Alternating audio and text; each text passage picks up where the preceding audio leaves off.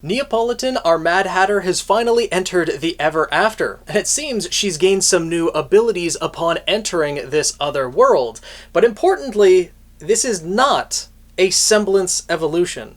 Something different is happening here with Neo's power, and it's important that we discuss this so we understand what is going on now and what may come of it later on as the course of Volume 9 progresses and Neo eventually returns to Remnant, and what portion of these powers she will bring with her. If we look at what was happening at the end of Episode 3, Neapolitan arrived in the Ever After, and she immediately used her semblance to transform into RWBY, transform into Cinder, as a visual representation of the two people she now has a grudge against. The long-held grudge against RWBY, and now the new one against Cinder for throwing her into this other world. She's then confronted by the Jabberwocker, and as Neo transforms back into herself, her semblance continues into the ground of the Ever After. It pulsates outwards, and then it pulsates once again, and from this second pulse, that is when clones of Neo are born from the ground.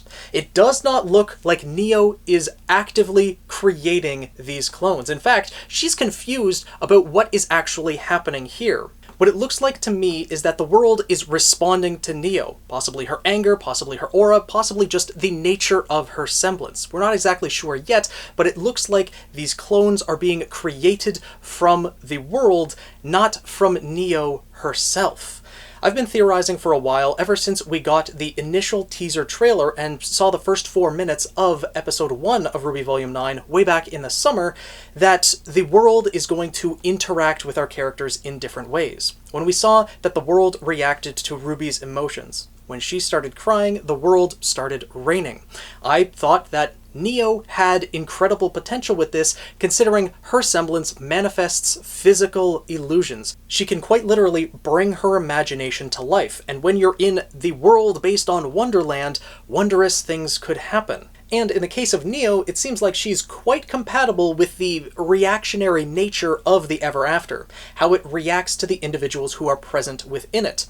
And same with her semblance, that it seems to operate on a similar wavelength, that when Neo just activated her semblance, it pulsated into the world. And the world responded in this case by creating multiple clones of Neo that she could then control freely and have do her bidding. This is an extremely powerful ability that I think is exclusive to the Ever After. Neo just became an incredibly powerful person. If we compare to any other semblance that exists in RWBY, but in particular the clone-style semblances, the fact that Neo was able to create 10 clones of herself without really draining her aura seemingly at all. She didn't even know that this was happening. This cannot be something inherent of her semblance, because if she's able to passively create a dozen different clones that she can then overwhelm a monster such as the Jabberwocker with, then she completely outclasses every other clone semblance by a mile that we've ever seen in the RWBY series. The aura efficiency of creating clones like that is insane, not to mention the passive nature of it. Neo was confused about what was happening. She wasn't actively using her semblance, and that is very important. For every other illusion-style semblance or clone-style semblance that we have seen at any point, it is always an active ability. Passive semblances are something more subtle in nature. And if Neo can just inherently create that number of clones passively, without it draining her aura that much, that's insanely broken. She could create an entire army if she wanted to, just out of her aura alone. And by the fact that the Jabberwocker was overwhelmed by 10 clones of Neo, well, that means her illusions have become much more real than they were before. One hit to her illusions before, and they shattered. Doesn't seem to be the case here.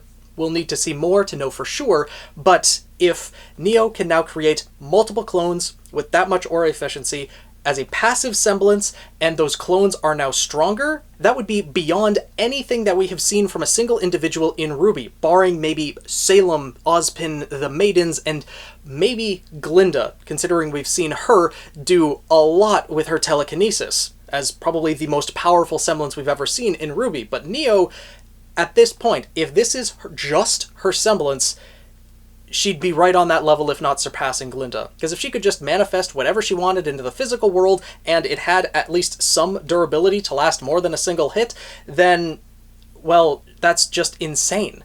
There's nothing like that we have ever seen in RWBY. The closest semblance that we'd have for comparison in terms of clones is Sun's semblance, and it has been explicitly described in Before the Dawn, the novel written by E.C. Myers, that for Sun to create a number of clones, just creating 2 of them, they can fight alongside him, they have some durability, it drains his aura at a very rapid rate. We saw this when he was in Menagerie with Blake, that he summoned 3 or 4 clones to pin Ilya down, and he could barely hold that for 10-20 seconds. His semblance, just creating a couple clones, drains his aura at a rapid rate. But Neo can now create 10 clones passively that can overwhelm monsters? You know, it's such a scale up in power level that this can't be something inherent of just Neo's semblance. It has to be because she is in the Ever After, and this is an ability that she is only gaining while in this world.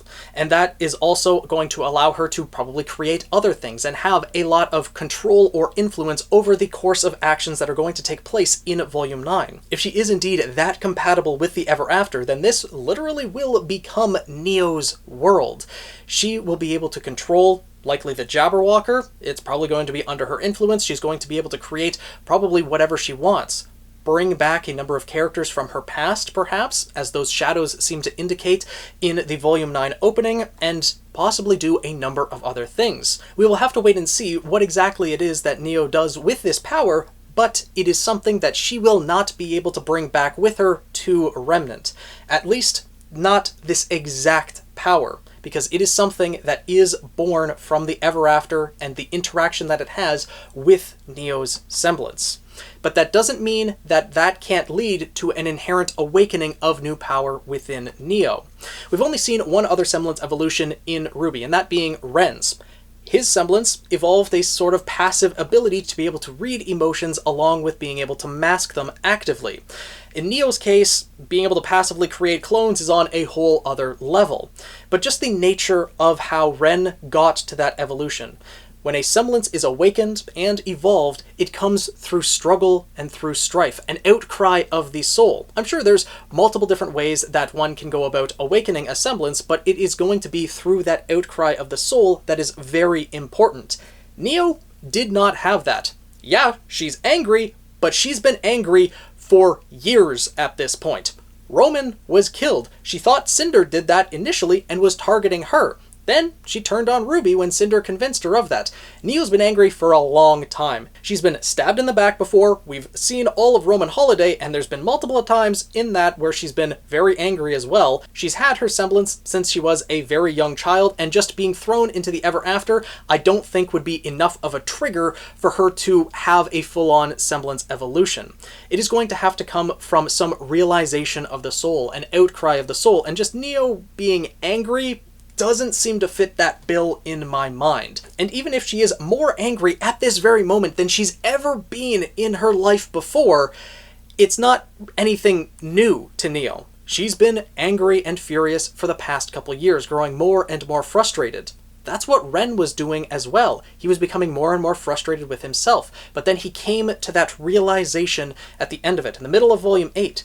And when he came through that anger, his semblance evolved as a result. And I think that's what's in store for Neo. She is giving herself over to this anger. She has pretty much nothing left at this point, and is willingly going with the new power that she has in the Ever After. She saw the Jabberwocker, and instead of being afraid, she immediately went on the attack. This is what Neo's first initial reaction is going to be, to lash out.